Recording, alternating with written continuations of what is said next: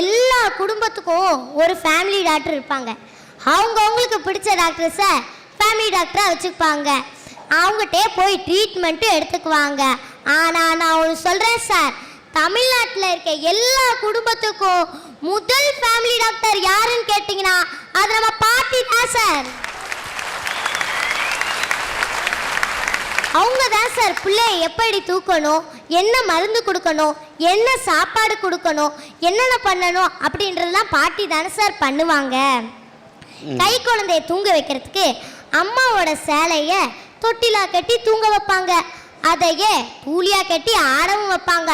கொஞ்சம் வசதி கூடினவங்க ஸ்ப்ரிங் தொட்டிலோ ஏன் தங்க தொட்டில் கூட வாங்கி தூங்க வைக்கலாம் சார். ஆனால் இந்த தொட்டிலெல்லாம் கிடைக்காத சுகம் எங்கே கிடைக்கும் தெரியுமா சார்?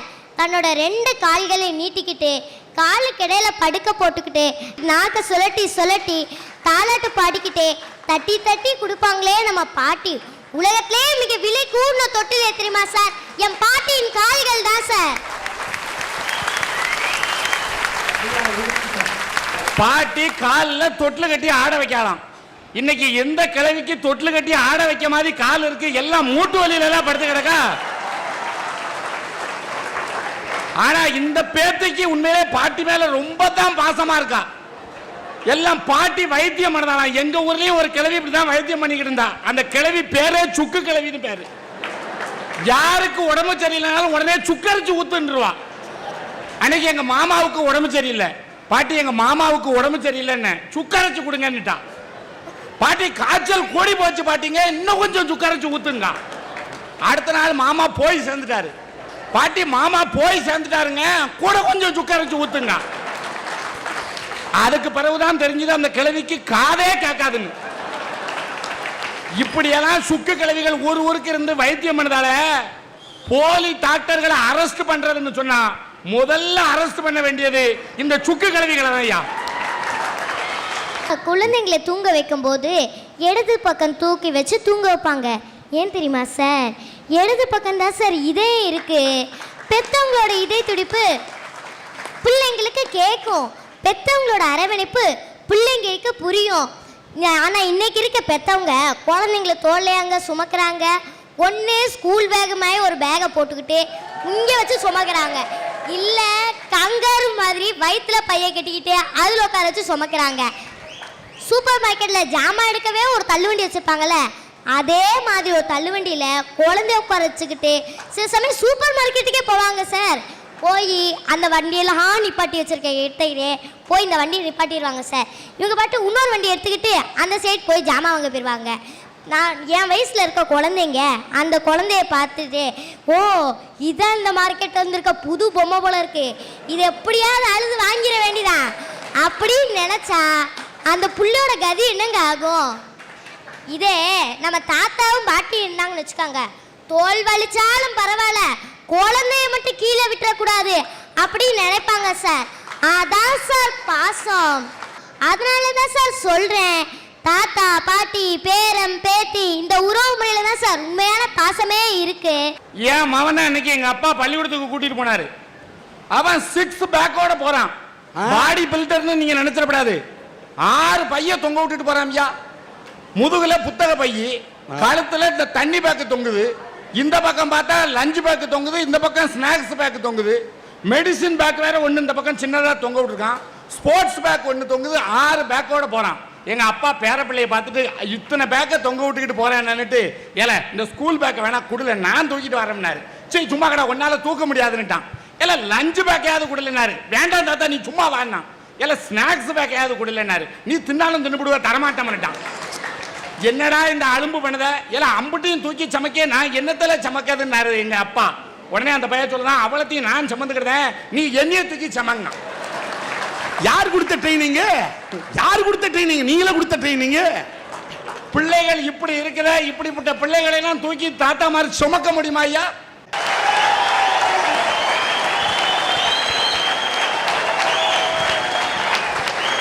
யானை வரும் பின்னே மணி ஓசை வரும் முன்னே என்பார்கள். அந்த பெண்ணின் குரலே வரவில்லை, அதற்கு முன்னே கைத்தட்டல் வருகிறது என்று சொன்னால் இவர் கலக்கப் போகிறார் என்றுதான் நினைக்கின்றேன். சொல்லுமா. அனைவருக்கும் வணக்கம். நான் இன்னைக்கு இருக்கிற உறவுலே தாத்தா பாட்டி பேரம் பேத்தி உறவுல தான் பாசமே இருக்குன்னு சொல்கிறேன். எனக்கு எவ்வளோ வயசு இருக்குன்னு நினைக்கிறீங்க? கொஞ்சம் எல்லாரும் யோசிச்சு பாருங்களேன். எதை செய்யக்கூடாது அப்படின்னு சொல்கிறாங்களோ அதைத்தான் செய்யணும்னு நினைக்கிற வயசு தான் சார் என்னோட வயசு. சேட்டை பண்ணாமல் குசும்பு பண்ணாமல் இருக்கவே முடியாது சார். நாங்கள் பண்ணுற சேட்டைக்கெல்லாம் வீட்டில் அடி விழாமையாக இருக்கும்.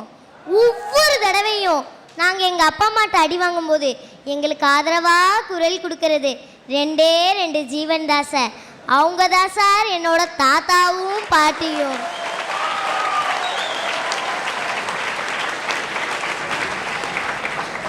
அதனால தான் சார் சொல்கிறேன், தாத்தா பாட்டி பேரம் பேத்தி இந்த உறவு முறையில் தான் உண்மையான பாசமே இருக்குது. தன்னோட பிள்ளைகளை அடின்னு அடித்து வளர்த்துருப்பாங்க தாத்தாவும் பாட்டியும். ஆனால் தன்னோட பேரம் பிள்ளைங்க மட்டும் அடி வாங்குறதுக்கு சம்மதிக்கவே மாட்டாங்க சார். எங்கள் வீட்டில் நடந்த ஒரு சம்பவம் நான் வருது சார். அன்னைக்கு எனக்கு ப்ராக்ரஸ் ரிப்போர்ட் கொடுத்துருந்தாங்க. எப்பயுமே 90க்கு மேலே எடுக்கிற சப்ஜெக்டில் அன்னைக்கின்னு பார்த்து 80-85 எடுத்துட்டேன் சார் 2 சப்ஜெக்டில். எங்கள் அப்பாட்ட போய் காமிச்ச உடனே எங்கள் அப்பா, என்ன எப்பயும் 90க்கு மேலே எடுக்கிற சப்ஜெக்டில் இன்னைக்கு எதுக்கு 80-85 அப்படின்ட்டு என்னை ஒரே திட்ட ஆரம்பிச்சிட்டாங்க சார். கேட்ட அடுத்த நிமிஷம் புசுன்னு அழுக ஆரம்பிச்சிட்டேன் சார். எங்கள் தாத்தா உள்ளேருந்து வந்து, டேய் நீ எஸ்எஸ்எல்சியில் எடுத்து அதிகமாக இருக்கே 30-35 தான். என் பேத்தி எடுத்திருக்கிறது 80-85. உன் மார்க்குக்கு என் பேத்தி எவ்வளவோ தேவலை. ஒழுங்கா கையெழுத்த போடுறியா இல்லை மிச்ச மார்க்கெல்லாம் சொல்லவா அப்படின்ட்டு எங்கள் அப்பாவை மிரட்டி கையெழுத்து வாங்கி தரதே எங்கள் தாத்தா தான் சார். அதனால தான் சார் சொல்கிறேன், தாத்தா பாட்டி பேரம் பேத்தி இந்த உறவு முறையில் தான் சார் உண்மையான பாசமே இருக்கு. என் பையன் என்கிட்ட வந்து, எப்பா உனக்கு கையெழுத்து போட தெரியுமாப்பான்னா. ஏல கையெழுத்து போட தெரியாமல வாத்தியார் வேலை பார்த்துக்கிட்டு இருக்கேன். கையெழுத்து எதுல போடணும்னு? வெளிச்சத்தில் போடுவேன், நீ இருட்டில் போடுவியான்னா கொண்டாடா அண்ணன். லைட் ஆஃப் அப்படின்னு சொல்லிட்டு எதுலடா போடணும் நீட்டுன்னு ஒரு பேப்பரை நீட்டி என்கிட்ட கையெழுத்து வாங்கிட்டான். இப்போ பாருடா கையெழுத்து எப்படி இருக்குன்னு பார்ப்போம். லைட் ஆன் அப்படின்னு ப்ராக்ரஸ் ரிப்போர்ட்ல கையெழுத்து வாங்கிட்டான். உங்களுக்கு வந்தா எப்படி இருப்பா? அப்படித்தானே இருப்பா ஐயா. 5 சப்ஜெக்ட்லையும் சேர்ந்து மொத்தமே 50 மார்க் தான் வாங்கியிருக்கான். அதுக்கு மேல அவன் எப்படி வாங்குவான்? இந்த பயலுக்கெல்லாம் தாத்தா பாட்டி செல்லம் கொடுத்தா இந்த பையன் உருப்படுவான் ஐயா. வாத்தியார் மகே மக்குன்றது சரியா இருக்கு. அண்ணாச்சி நீங்க வாத்தியாரா? ஓகே. பெத்த பிள்ளைங்க மேல வச்சிருக்க நம்பிக்கையை விட பேரம் பிள்ளைங்க மேலதான் சார் பெரியவங்களுக்கு நம்பிக்கையே அதிகம். பெத்த பிள்ளை கைவிட்டாலும் பேரம் பிள்ளை சோறு போடுன்னு கிராமத்துல சும்மாவா சொன்னாங்க. தன்னோட பொண்ணோ பையனோ மனசுக்கு பிடிச்சவங்கள வேற ஜாதியிலையோ வேற மதத்திலையோ கல்யாணம் பண்ணிக்கிட்டாங்கன்னா அவங்க வீட்டை விட்டே ஒதுக்கி வச்சிருவாங்க பெற்றவங்க. இதை சொல்லும் போதும் எங்கள் வீட்டுக்கிட்ட நடந்த சம்பவம் தான் சார் நான் வருது. எங்கள் வீட்டுக்கிட்ட அங்கிள் இதே மாதிரி தான் அவங்களுக்கு பிடிச்ச ஒருத்தவங்கள கல்யாணம் பண்ணிட்டு வந்து அவங்க அப்பா அம்மாட்ட சொன்னாங்க. ஆனாலும் அவங்க அப்பா அம்மா சம்மதிக்கவே இல்லை. போடா வெளியே அப்படின்ட்டு அவங்க 2 பேர்த்தையும் துரத்தி விட்டுட்டாங்க. ஆனாலும் அவங்க மனசில் ஒரு தன்னம்பிக்கை வச்சுட்டு என்னைக்காவது ஒரு நாள் நம்ம அப்பா அம்மா புரிஞ்சுக்குவாங்க அப்படின்னு சொன்னாங்க. அடுத்த கொஞ்ச நாள் கழித்து அவங்களுக்கு ஒரு பொண்ணு பிறந்திருந்தா. பேத்தி பிறந்திருக்க செய்தியை கேட்ட உடனே எந்த ஜாதி தன்னோட கௌரவத்துக்கு இடைஞ்சலாக இருக்குன்னு நினச்சாங்களோ அதெல்லாம் தூக்கி எரிஞ்சுட்டு தன்னோட பேத்தி தான் தனக்கு பெரிய கௌரவம் ஓடினாங்க பாருங்க சார். அதான் சார் பாசம். அதனால தான் சார் சொல்கிறேன், தாத்தா பாட்டி பேரம் பேத்தி இந்த உறவு முறையில் தான் சார் உண்மையான பாசமே இருக்கு. ஐயா எல்லாருக்கும் வணக்கம். இன்னைக்கு இருக்கக்கூடிய உறவுகள்லையே அண்ணனுக்கும் தங்கச்சிக்கும் இடையில உள்ள உறவு தான் பாசமான உறவுன்னு நான் பேச வந்திருக்கேன். ஐயா, தாமரை மலர்னாலே சரஸ்வதியை சொல்லுவோம், பிச்சி மலர்னாலே வாசத்தை சொல்லுவோம், ரோஜா மலர்னாலே அழக சொல்லுவோம். ஆனா பாச மலர்னாலே அண்ணன் தங்கச்சியோட பாசத்தை தானே சொல்லுவோம். அந்த காலத்து பாச மலர்ல இருந்து இந்த காலத்து வேலாயுதம் வர ஹீரோவும் ஹீரோயினும் வேணா மாறி இருக்கலாம், அதுல வரக்கூடிய பாட்டுக்கள் வேணா மாறி இருக்கலாம், ஆனா அந்த படங்கள்லாம் இன்னைக்கும் நம்ம மனசுல நிலைச்சு இருக்கு அப்படின்னா அண்ணன் தங்கச்சியை பாசமா வச்சு எடுக்க போய் தானையா? இதுல இருக்கியா உண்மையான அண்ணன் தங்கச்சியோட பாசம்? பாசமலர் படம் எந்த வருஷம் வந்துச்சு, வேலாயுதம் படம் எந்த வருஷம் வந்துச்சு, ரெண்டுக்கு இடையில டிஸ்டன்ஸ் பாருங்களேன் எத்தனை வருஷம் இருக்கு. இதுலயே தெரியலையா அண்ணன் தங்கச்சி பாசம் எப்படி இருக்குன்ட்டு? டிஸ்டன்ஸ் அதுல இல்ல, பாசமலர் வந்தது, இப்ப வேலாயுதம் வந்தது, இடையில எல்லாம் தங்கை கோரிக்கை வந்தது, என் தங்கை கல்யாணி வந்தது, தாய் தங்கை பாசம் வந்தது. அப்பெல்லாம் நீ பிறக்கல, அதனால வந்த இடைவெளியாத்தா. ஐயா, இருக்கிறதெல்லாம் இருக்கிறதுக்குள்ள இருக்கிறதுனால இருக்கிறதெல்லாம் இருக்கிறதா ஆயிராது. இல்லாததெல்லாம் இல்லாததுக்குள்ள இல்லாததுனால இல்லாததெல்லாம் இல்லாததா ஆயிராது.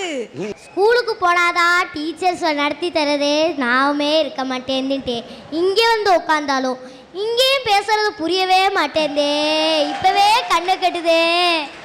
தங்கச்சி பாப்பா, தத்துவம் மகா தத்துவம்னு உலகத்துல ரெண்டு இருக்கு. கேட்கிறவங்களுக்கு புரியாம பேசுறது தத்துவம், பேசுறவங்களுக்கே புரியாம பேசுறது மகா தத்துவம்.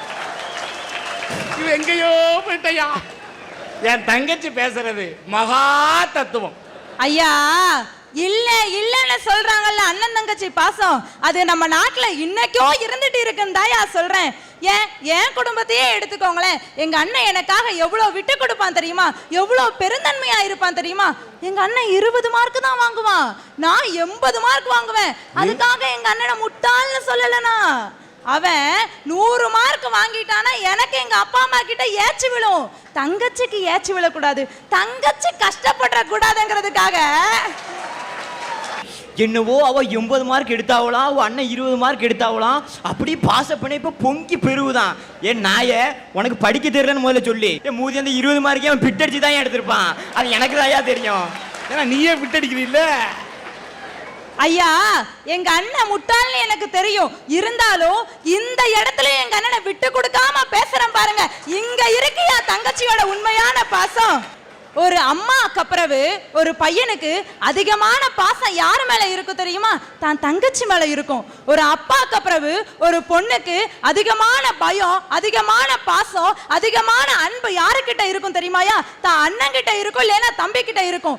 அம்மா அப்பா இல்லாத குடும்பத்துல ஒரு பையனுக்கு அம்மாவாவும் ஒரு பொண்ணுக்கு அப்பாவாவும் இருக்கிறது யாருயா? அங்க அண்ணன் தங்கச்சி தானே. இங்க இருக்கியா உண்மையான அண்ணன் தங்கச்சியோட பாசம்?